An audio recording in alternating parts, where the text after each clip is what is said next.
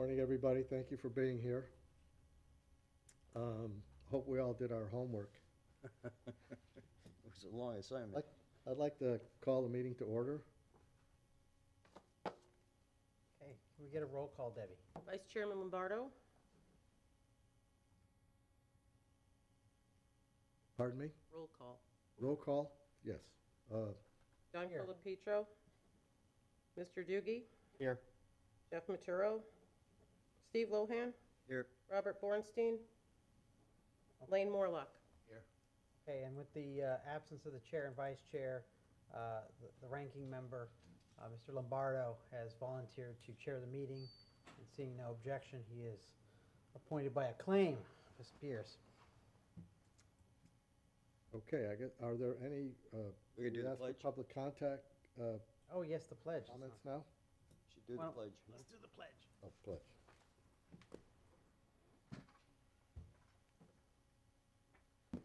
Pledge allegiance to the flag of the United States of America, to the republic for which it stands, one nation, under God, indivisible, with liberty and justice for all. Thank you, Mr. Lohan.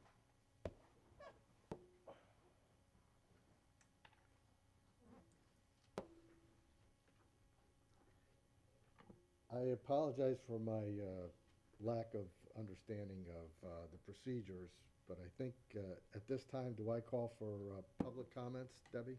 Yes. Okay. Are there any public comments? As long as I can comment on the comp plan? Yes. Okay. Okay, Dawn Konzakowski, Hickory Boulevard. And I just received it yesterday afternoon, so I didn't have time to go through the whole thing and compare, but I did check a few areas where I have concern, and I'd just like to put those on the record if I could. In one, under future land use element, it says throughout plan, and it's concerning 163-31771 of the Florida statute, allowing the local government to adopt an ordinance allowing accessory dwelling units to be located in any area zoned for single-family residential use. And my response to that is the Conservation Coastal Management Element, Policy 511, would require the barrier and coastal islands be excluded from such a change. It is important to be sure that all elements of the plan are consistent with each other. Policy 511 states that rezoning to allow higher densities shall not be permitted on barrier and coastal islands. The second one also states throughout plan, and this is under future land use, consider a rewrite of conservation coastal management element. I guess it isn't under future land use, sorry.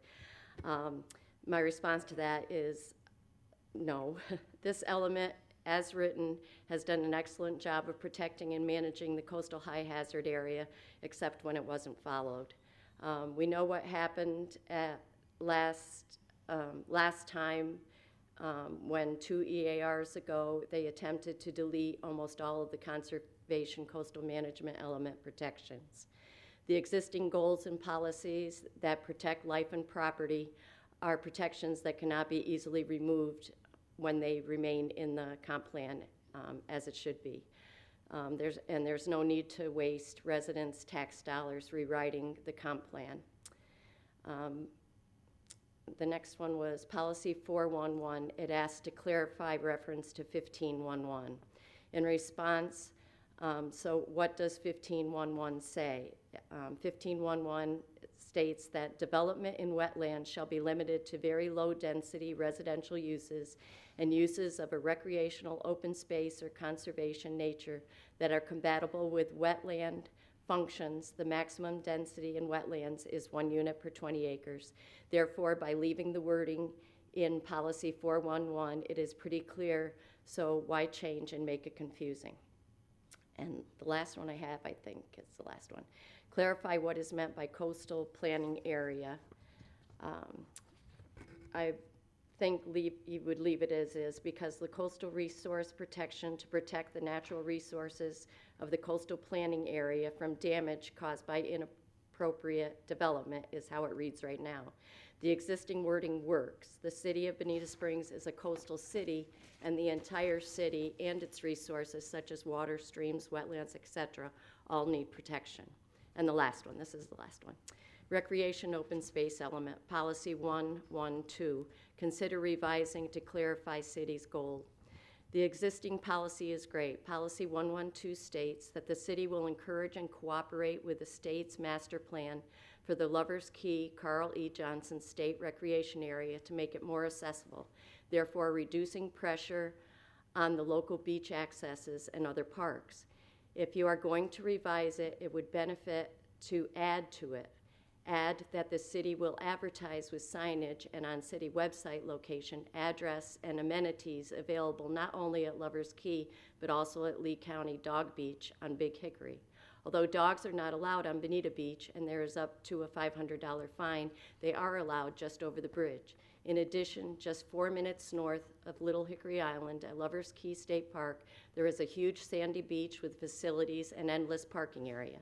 Several amenities such as biking, boat ramp, concessions, hiking, picnic area, playground, restrooms, observation areas, canoe ramp, just to name a few. We just need to educate the public. They would much rather drive 4 minutes longer straight to Lovers Key and find a parking space rather than slow down at each beach access along Bonita Beach, only to find all spots taken by 9 a.m. Some background to give you a little perspective about the generosity of Bonita and its accesses. Collier County has 57 access points along 34 miles of coastline, an average of one every half mile. Lee County has 98 public accesses along 47 miles of coastline, also an average of one every half mile. Compared to Bonita Beach subdivision that offers 10 public accesses within 2.5 miles of coastline, in addition to 2 large public beaches at each end of the island. This is an average of 4 times the average public accesses of the entire counties of Lee and Collier. Collier County has a population of 7 times that of Bonita, and Lee County has a population of more than 13 times that of Bonita. Yet Bonita Beach subdivision supplies 4 times more public access than the average throughout the 2 entire counties. In addition, Florida Coastal Management identified 1,692 public access points for the entire state of Florida. This corresponds to an average of 1 public access every 5 miles of shoreline. Bonita Beach subdivision supplies 10 accesses within 2.5 miles. This number of public accesses is 20 times the average public access of the entire state of Florida. Based on the facts, Bonita Beach subdivision is pretty generous and needs some relief with some help with advertising of Dog Beach and State Lovers Key. Thanks for your time. Thank you very much. Thank you.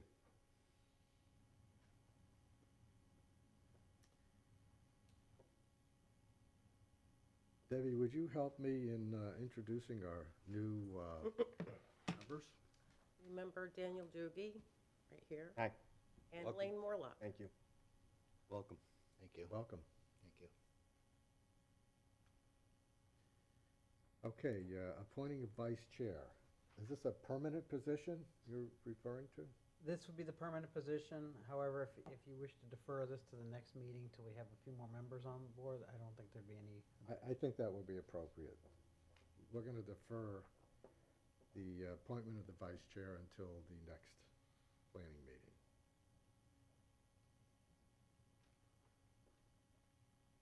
All right, now we're ready for the main show. Jackie, who's presenting? Is it Dr. Banyan? She's Good morning. For the record, Jacqueline Gensen. We are about to embark on our evaluation appraisal review report from Dr. Banyan at Florida Gulf Coast University. I know several of you are new since we had our first meeting last year, but Dr. Banyan is going to go ahead and provide a brief overview for our new members and also provide a summary of the report. Is she doing this live or is this the one She's here? doing it live. Okay. Can you hear me okay? Yes, Yes. we're just going to go All ahead and right. get the Zoom audio and video ready. Okay.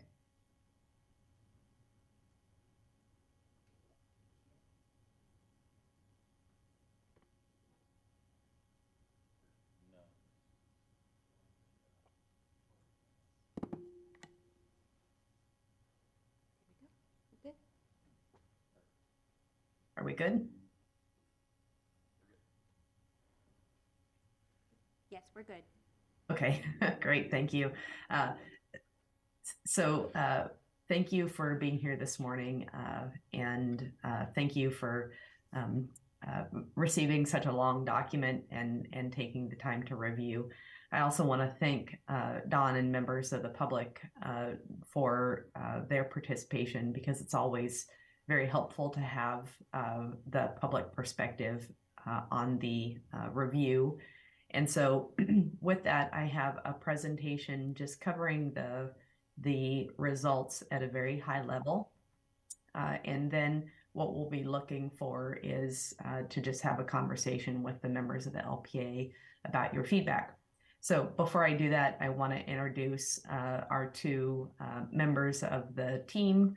Carmen Monroy is with Stantec. Carmen is a proud FGCU graduate, and we're really happy to have her on board. And Erica Makagi, who you may remember is our current graduate student from FGCU, and she's also just been an excellent asset. So I want to thank them as well as the community development staff for just always being excellent partners.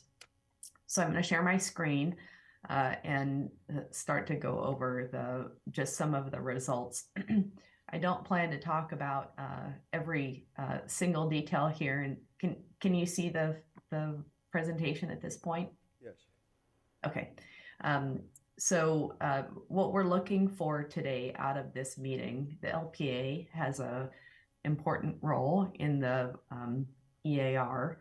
And in this, what we're looking for the LPA to ultimately make a decision to whether to send what's called the EAR determination letter to the State Department of Economic Opportunity.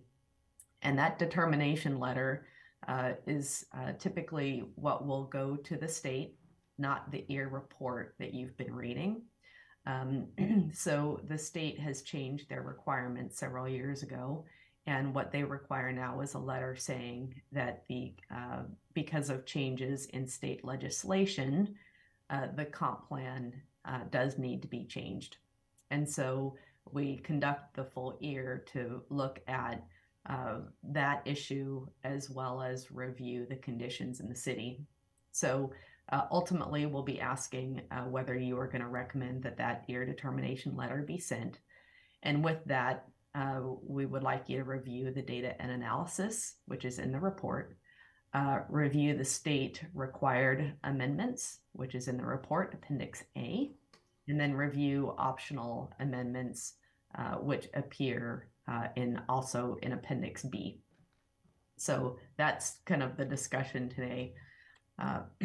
So thank you for, again, sort of the longer presentation. So just a little bit about the EAR process. So this is a state required process that every 7 years, cities and counties review their comprehensive plan. And the goal is explicit from the state level, is they're asking cities and counties to review any deficiencies or necessary updates, how the elements have performed with respect to the city's goals, and then determine again whether the city needs to amend its comprehensive plan to reflect changes in state requirements. And that's since the last time the plan was updated.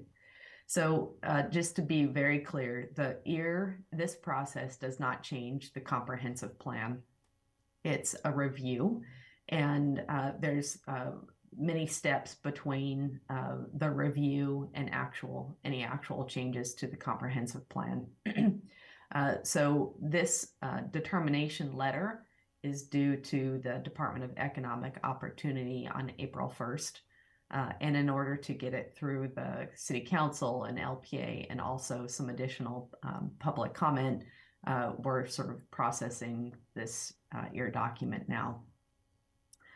So one thing to note is that we will send the determination letter if City Council and LPA agrees by April 1, and then the city will have 1 year to make any changes to the comprehensive plan as required by the state.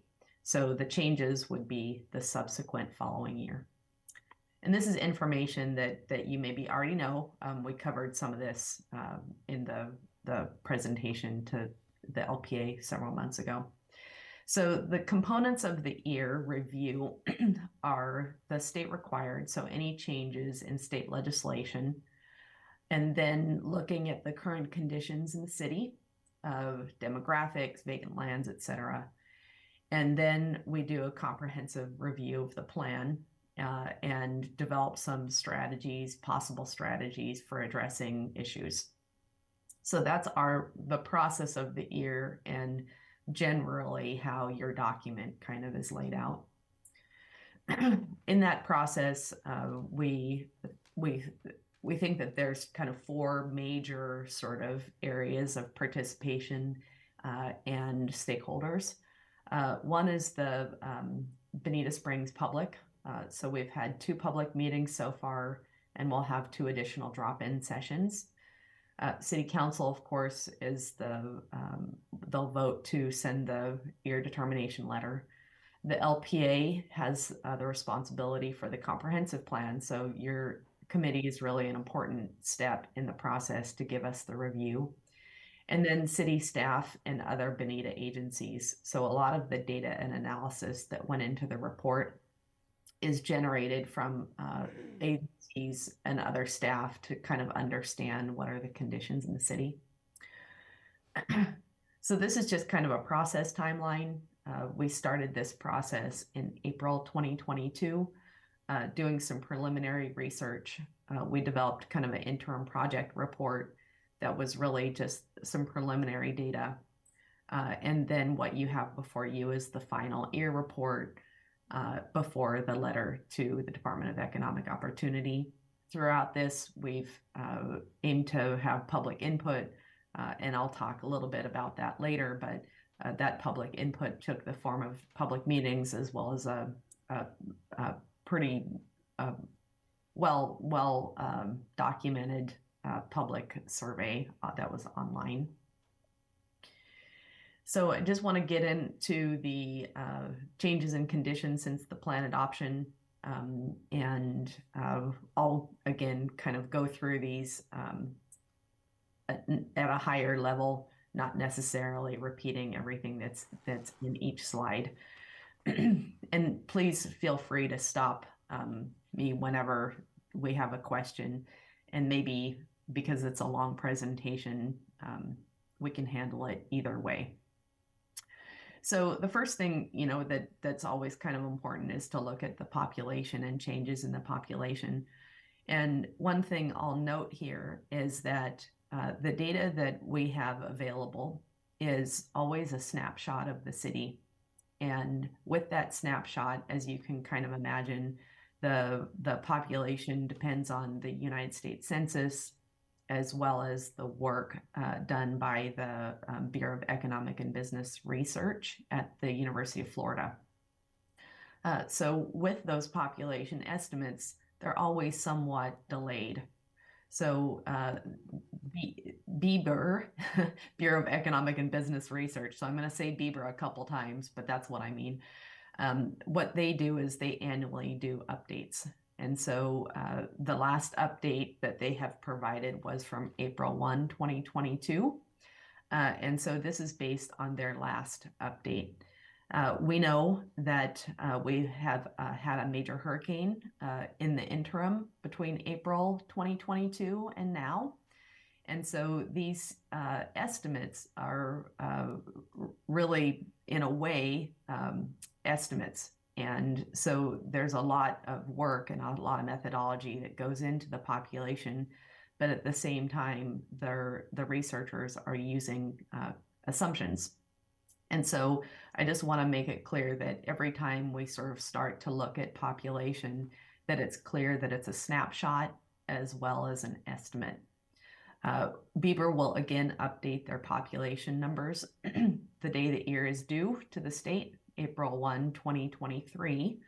However, of course, we don't have the luxury of being able to incorporate those new estimates based on the timing and when the determination letters due.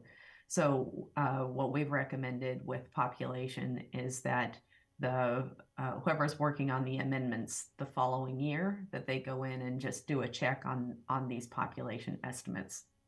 So the population estimates, generally we try to look at 10 years, but we're not able to do that because this is now 2023. So what we've said is we're going to look to 2035. They do the estimates in 5-year increments.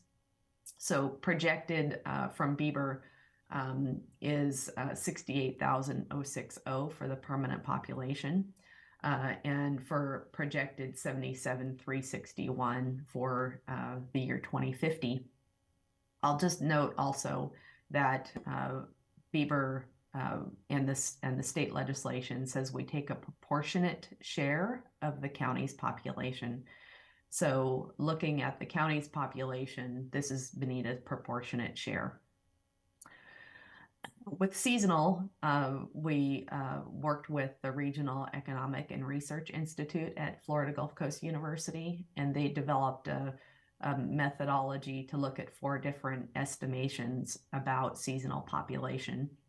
And it was kind of exciting to sort of look into and feel like that there's some pretty confident estimates around a seasonal population. Seasonal is always a little tricky because there's very few institutions that look at seasonal. So RERI, our Regional Economic Research Institute, estimated that the current seasonal population is 21,184. And I'll note that that's their estimate at any one time. So they looked at the high population during season and estimating at any one time. During season, there's roughly a little bit over 20,000. Again, they also note that this is based on current assumptions. So they helped us develop kind of a multiplier based on the permanent population, estimating that seasonal in 2035 could be around 25,000. And then around 2050, 29,000. So out of that, we kind of start to look at different land use patterns that could develop, as well as the capacity that the city has for accommodating the permanent population. In this report, we did not look any more into accommodating the seasonal population because it seemed pretty clear there was more than sufficient capacity in the city to accommodate the seasonal population. And again, at the end, if there's questions that you have about that, I'm happy to entertain them. So in industry, we always look at kind of the top 3 industries. In your report, you have a listing of the top 4. This data was from 2017, and it's because this is the most recent data that's available from the census. So it's a little dated, but again, we can see some changes in the most significant change, I think, is that accommodation and food service does continue to grow in the city. And so some of those configurations from the previous year are a little different in terms of the top 3 industries. Income and employment, we also looked at the most recent data from the census for income and employment.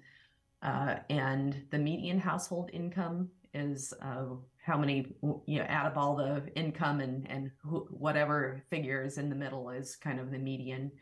And that was 78,347.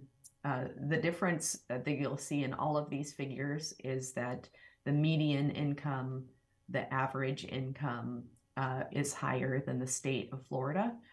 And at the same time, the people in the labor force is lower than in the state. Probably not a big surprise, but just note, that it does reflect that Bonita does tend to have more retired folks, and then as well, people making a higher income than in the state level. Your poverty level is lower than that in the state. So all of those things kind of add up to probably what you already know about the city, but it's always good to look at the census to get that verification. What's interesting is when we looked in the last EAR as well as in the current, the housing and the cost burden, we can see that single family median sales price of homes is now about $535,000. And that was up from $372 in the last year that we developed 7 years ago. The condo median sales price around $310, up from $230. And the median gross rent is now $1,432, and that was up from $1,059 7 years ago. So that's gone up quite a bit. Even in the last year, we look at the amount of renters paying more than $1,000 a month in rent. Just 1 year ago, that figure was around 81 to 85%. That's from memory. And now it's 90.5%. So those statistics have caught up quite a bit in terms of the amount of rent that's gone up, which is, I'm sure, what you've already heard. So none of this should be much of a surprise. The cost burden, what the cost burden means is how many households are paying more than 30% of their income in rent. And that is now 40.7%. That's actually renters and owners. So with renters and owners, 40.7 are paying more than 30% of their income for housing. And so it just kind of goes to show sort of the increasing cost of housing in the city. The housing stock has also changed to some degree. Single family has reduced as a share of the housing units in the city. Multifamily units have increased a bit, and mobile homes have decreased. And we will also see, again, this is a snapshot, so it's not clear to us yet how Hurricane Ian has had an impact on some of these, the housing stock.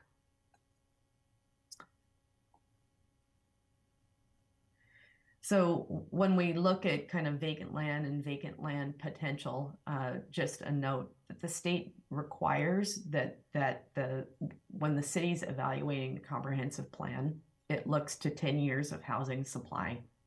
So this does impact the population estimates that were provided earlier.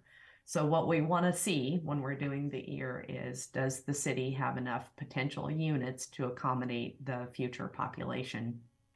And again, that future population, the state requires 10 years of land supply. So we still have some additional analysis to do. But we've provided some preliminary figures. We estimate there's roughly 2,300 acres of vacant lands in the city. That's about 9% of the land area. And that with that, there's roughly a remaining unit potential of 9,500 units. And we say roughly because the additional units from existing development orders have not yet been accounted for. So we expect that vacant unit potential to rise.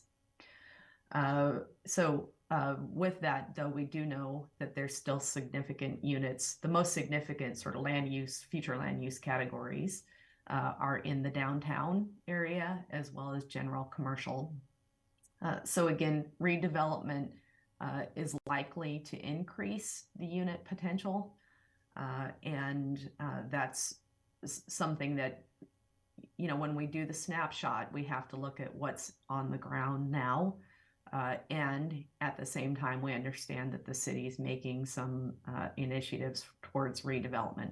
So that's why you see some more significant focus on downtown as having more potential units. So with the permanent population, we're not seeing a need for no additional units sort of in the comp plan to accommodate that 10-year supply of housing. And what I mean by that is there's enough sort of unit potential, not that the housing's on the ground yet, but that there's enough unit potential to meet that 10-year supply. And again, seasonal population, there's enough capacity to meet potential growth in the seasonal population. So I want to move into the state consistency review, and just this is some very high level kind of conclusions from our state consistency review, and this is Appendix A. So there's some technical kind of things in Appendix A, and there's a few things that impact the comprehensive plan. Because we did the year 7 years ago, there was a lot of cleanup, and so the impact from the state legislation on the comp plan is pretty reasonable. The state hasn't made a lot of changes that are impacting the city's comp plan. There's some definitions that need to be updated, specifically solar and floating solar, defining those. There's some statutory references that have changed. So the state has changed some of their numbering and references to legislation. They've changed references to certain agencies that are now responsible for review. The more significant changes here are that solar facilities now are required in agricultural lands, and that should be updated in your comp plan.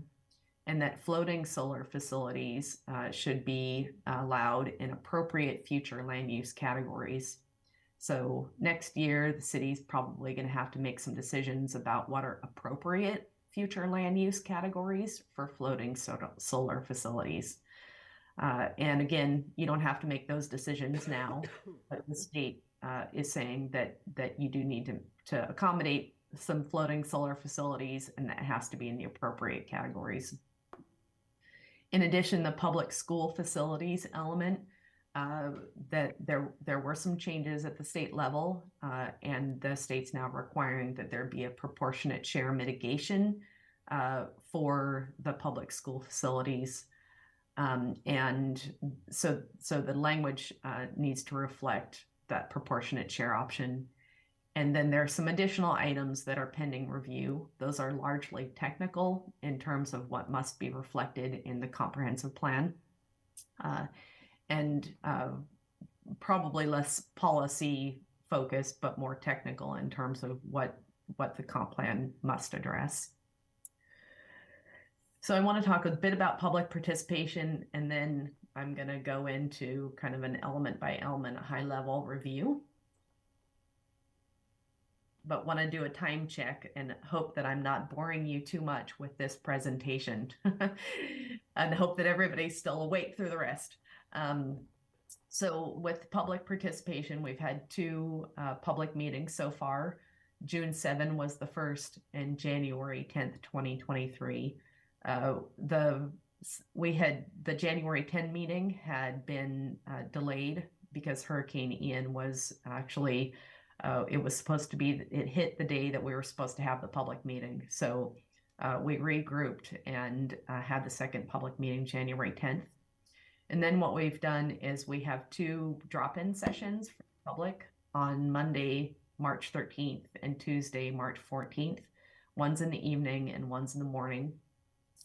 For anyone that wants to come in, ask questions, and review the EAR document. We also did the online survey, as I mentioned.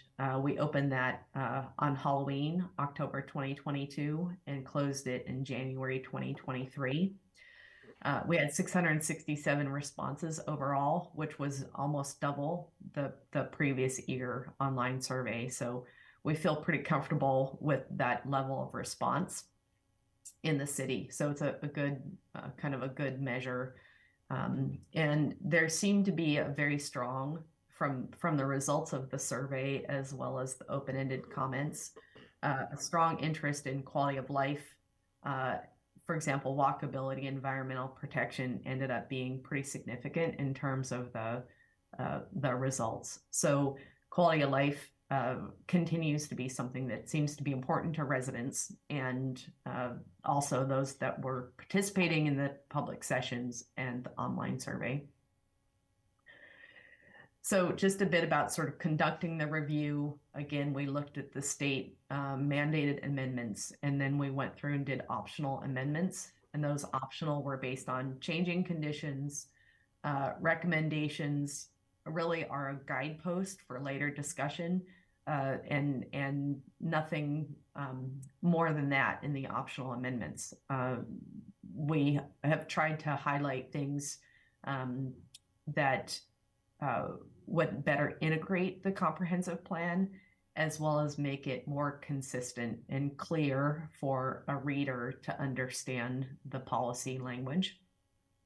There's several timeframes, and when I say timeframes, what I mean is there are areas of policy language that refer to the city conducting a study in by 2010. It's well past 2010, obviously. So some of those timeframes that are noted in those policies really should be updated. As to what policy direction, we've remained neutral in terms of when that's updated and what the intent of the city is. And that should be something that's discussed next year in terms of how to address those specific policies. And then public priorities appear to have changed a bit in terms of water quality, for example, being more important, increased pressures on the city. And so some of those in terms of conservation have risen to the top. So we've noted in some of the elements that some of the goals or some of the policies might need to be updated relative to so some of those new priorities. And then in terms of each element, I'm not going to go into great detail. The state mandated amendments are a bit important, but I talked about them mostly. In terms of the future land use element, the two that are required are the solar facilities and the floating solar facilities. In optional amendments, the city may consider accessory dwelling units. The state now allows it. Whether the city wants to do that or not is something that you can discuss or discuss later next year when those changes, or even beyond, if there are changes to the comp plan. And then there's some general language in terms of amending the language for completed policies. That's the timeframes I talked about. And updating some of the density calculation tables that don't necessarily aren't necessarily inclusive of all the land use categories. There's some general terminology and typographical errors that should be updated. And the reference to some of the maps, you have some new maps in the future land use element that are available, and those should be updated to the most current maps. And then finally, sort of there's a few land use categories that the city might want to consider whether are allow sort of for the right kind of mix of residential and commercial. So that's it for the future land use element. And then in the transportation element, there's no state required updates. On the other hand, if the city wants to consider some optional elements, it really would be around looking at if there's some streets that want to be protected or considered constrained, whether level of service standards should include bicycle, pedestrian, and transit levels of service. And again, there's some maps that should be updated. There's new ones available. And then terminology cleanup and amending language for completed policies in terms of timelines. In the housing element, there's some statutory references that this would be state required, and that new affordable housing density provisions may impact some DRI areas, but that's pending legal review. So we still would like some feedback from legal in terms of whether that's something that needs to be done as per state statute. In terms of the housing element, some optional things the city might look at is updating certain policies to reflect current practice and evaluating the housing trust fund, for example, and then the desirability of any affordable housing policies including inclusionary housing or locational policies. With that, I will note that there are some legal and financial implications. So working through those would take some time if the city chooses to go in that direction.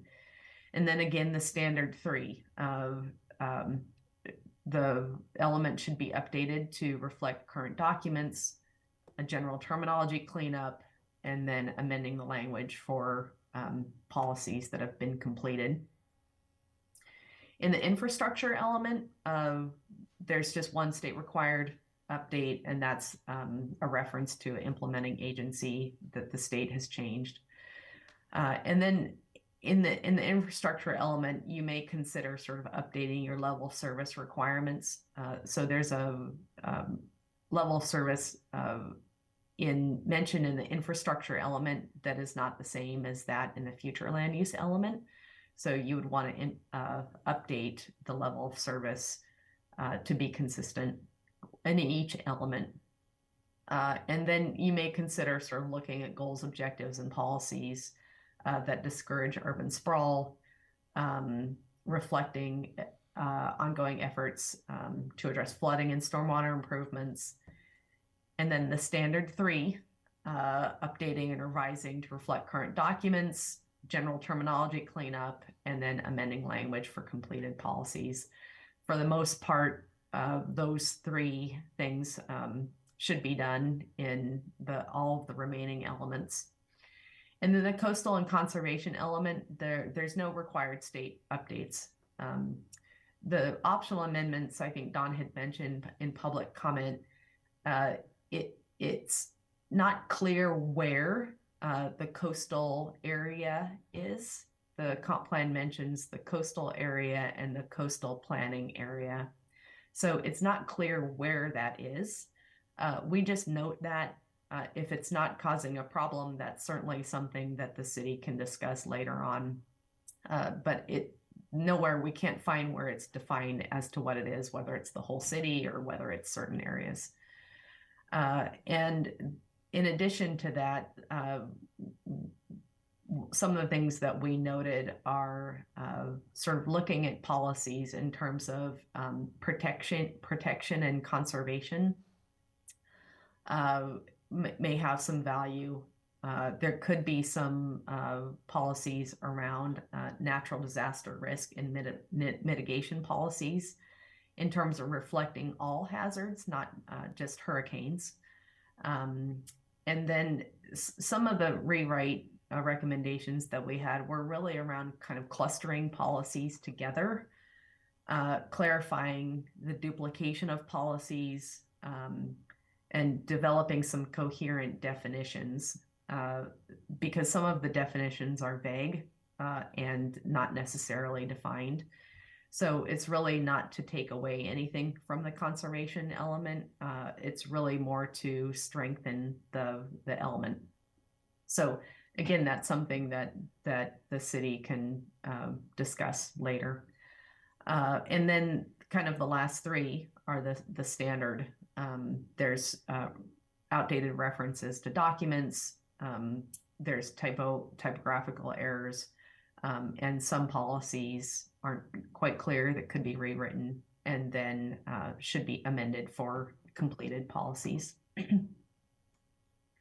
Recreation and open space element, there's no required state amendments, but optionally,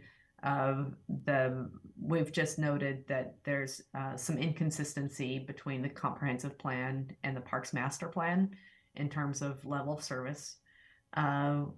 We've also recommended to consider expanding level of service to different park types. So right now, there's only 2 park types that count for level of service, but the city has more types of parks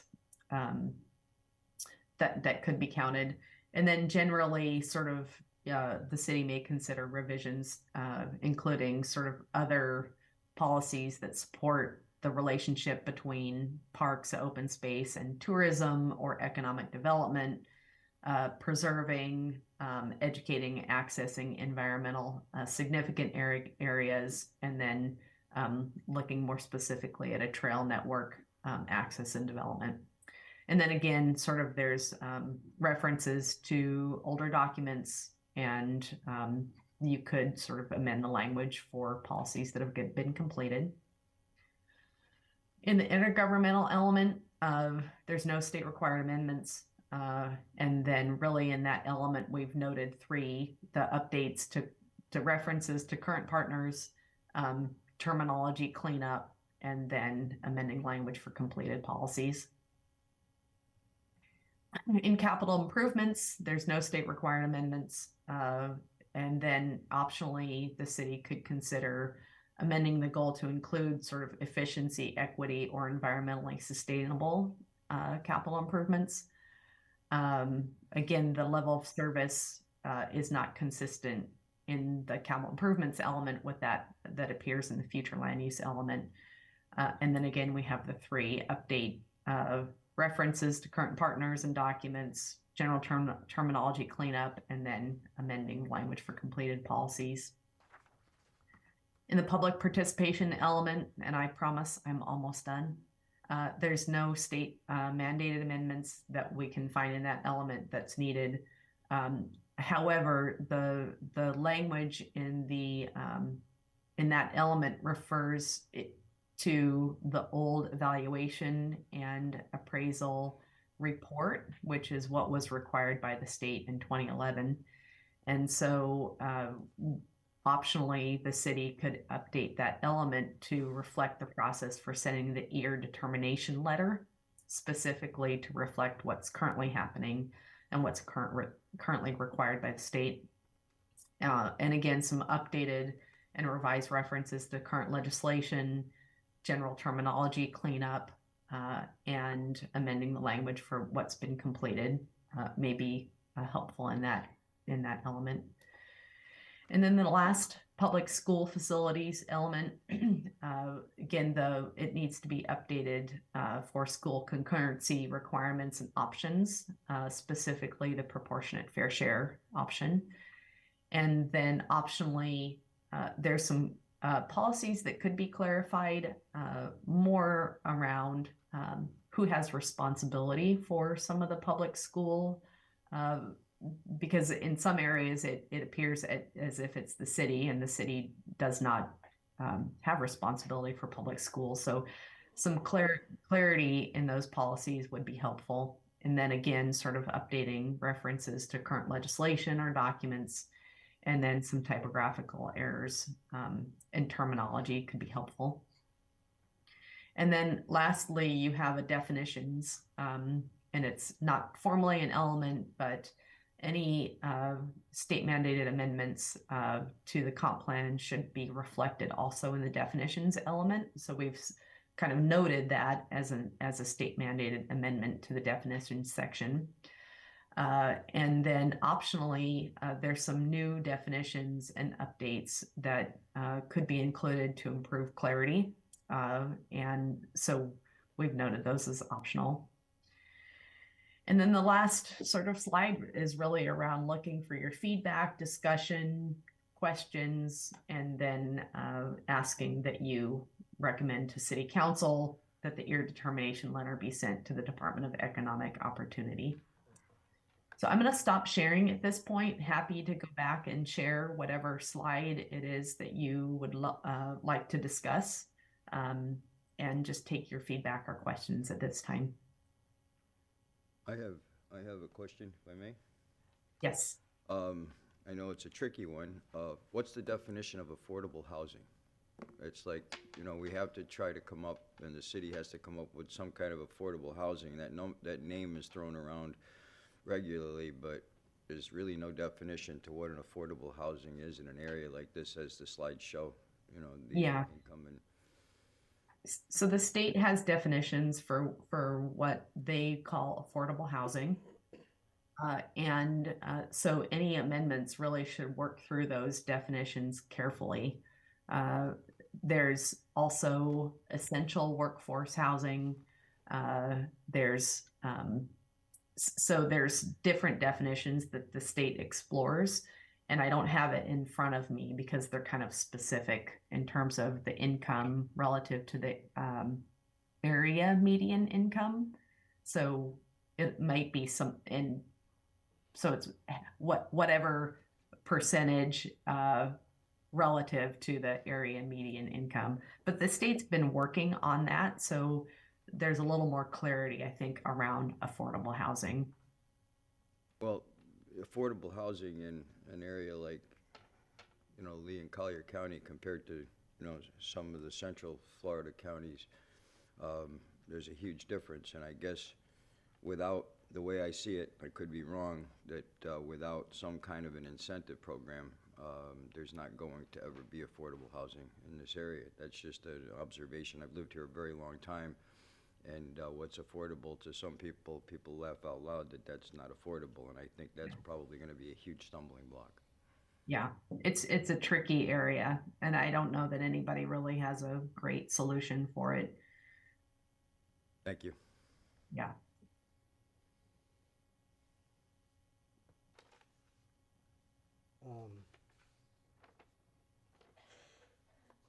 May I have the floor?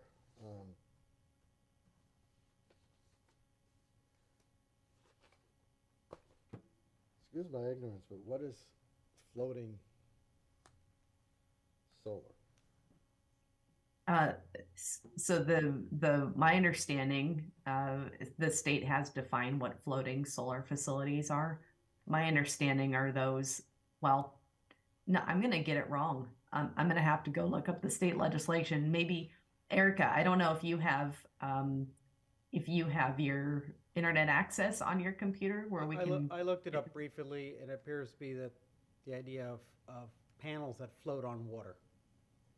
So in agricultural ponds, lakes. I kind of thought either it was that or movable, Then I have a second question about accessory dwellings. Could you define what an accessory dwelling would be? So accessory dwelling units are things like mother-in-law units that are not necessarily part of a main home, but might be like a mother-in-law unit, a unit above a garage. I see. Yeah. Is it defined as attached to the main dwelling, or could it be a separate building? Jackie, do you know Yes, Jackie knows the answer to that question. Good morning. For the record, Jacqueline Genson. So currently in our actual land development code, we have accessory apartments, which are somewhat similar. And then in the downtown redevelopment area, we do allow accessory dwelling units. And again, they can be attached to the principal structure or they can be detached. Like Margaret said, they can be above a garage. They could be a single structure themselves. They're obviously limited to a smaller footprint than the main dwelling unit. So then they're truly in character smaller than the principal structure. Thank you. That's all I have. I have nothing.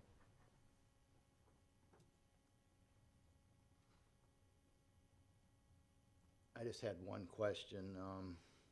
So I think one of the things we want to take away from this is this determination letter, whether or not we go forward with it, right? Is there any reason that anybody can think of why we wouldn't? I mean, it seems like it's a requirement, right? I'll just reiterate that the state process now says that if there's been changes in state legislation that need to be reflected in your comprehensive plan, that your determination letter would state that as such. So, pardon me, just so I'm clear, the letter hasn't been produced yet. We have to determine, based on this report, what needs to be in the letter, I would presume. And then the letter gets produced, and then we approve it, et cetera. Is that the Correct. So the process is this. Sorry, Margaret, I'm going to jump in real quick. The process is that there is a statewide comprehensive plan, and we also have our locally adopted comprehensive plan. Every number of years, I think it's every 7 years, there is an evaluation and appraisal report. This process begins where we review the existing plan to see how are we meeting the plan, how are we proceeding under the plan, and what changes may be required as a result of changes to state law or to the state plan.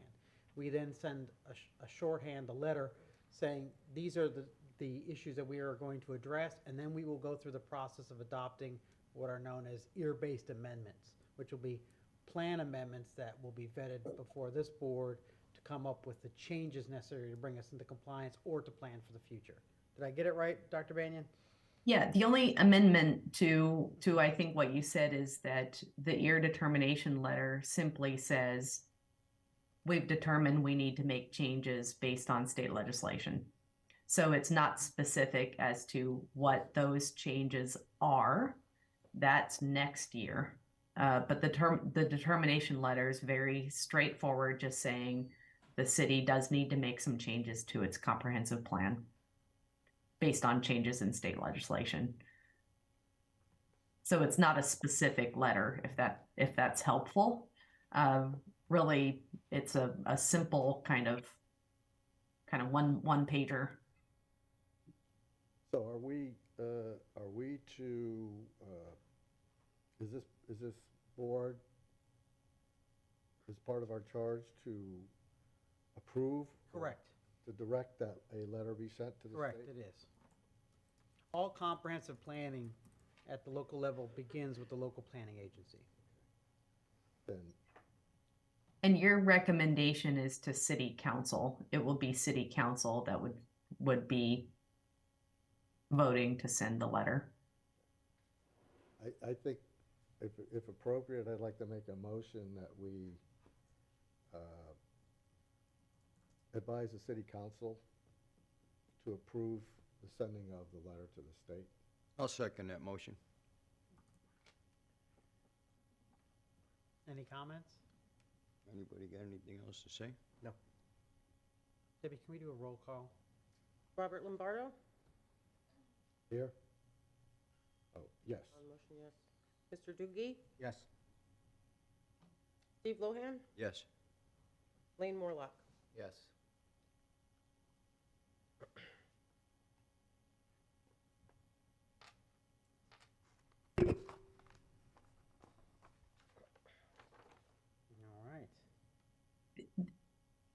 All right. At this point, I believe we're going to the update on the August 18th LPA meeting. Good morning again, Jacqueline Genson for the record. This is just a request by the board where we go ahead and provide you an update of the agenda items that you had at your last meeting to let you know the status of those items. So at your last meeting, there were several amendments to the Land Development Code in chapters 3 and 4. Those amendments, you did recommend approval to go ahead and schedule for City Council. We did incorporate those changes from the board, which was pertaining to public notices, also some parking changes, and those amendments were scheduled for City Council and they were approved. So. Thank you. Thank you. Sure. It looks like we have our next meeting scheduled for tentatively for March 23rd. Does that work for all the members?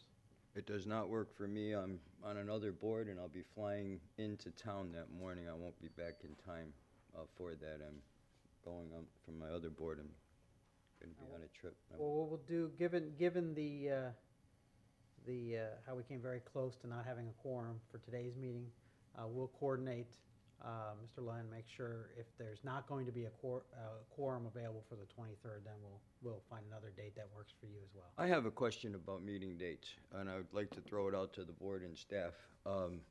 Is it possible, I don't know how many meetings a year you have had in the past, whether it's monthly or quarterly, however it works out.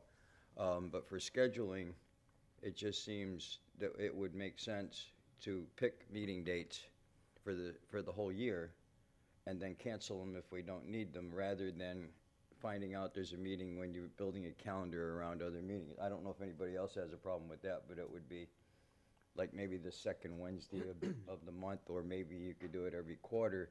I just think to have a calendar for the year, so when you're planning the rest of your life, you're not going to say, well, I can't make it.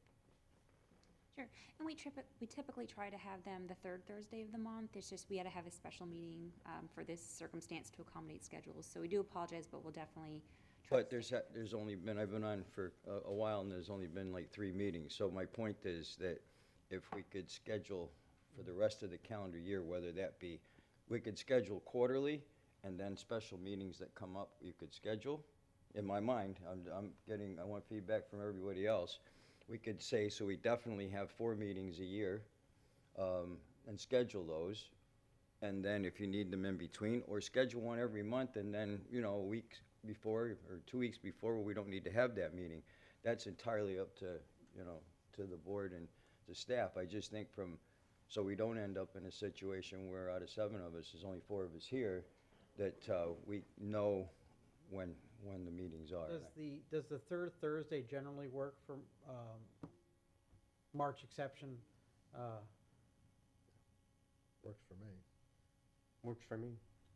We can get out a calendar with all the meetings for the rest of the year. With the year moving forward, there will be more meetings.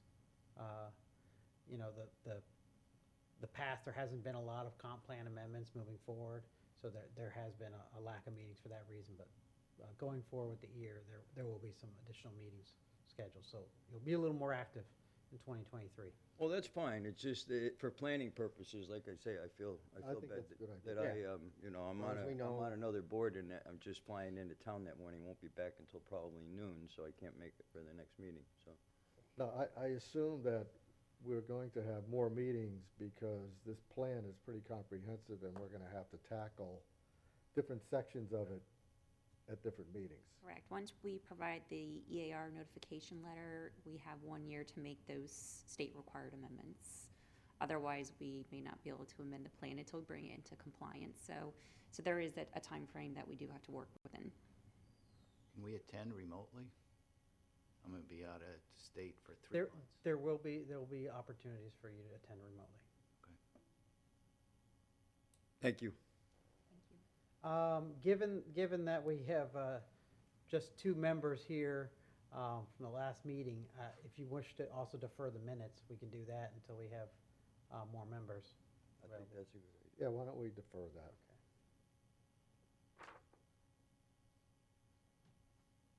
All right, and with that, I think your business is done. If there's a motion to adjourn. I'll make that motion. Second?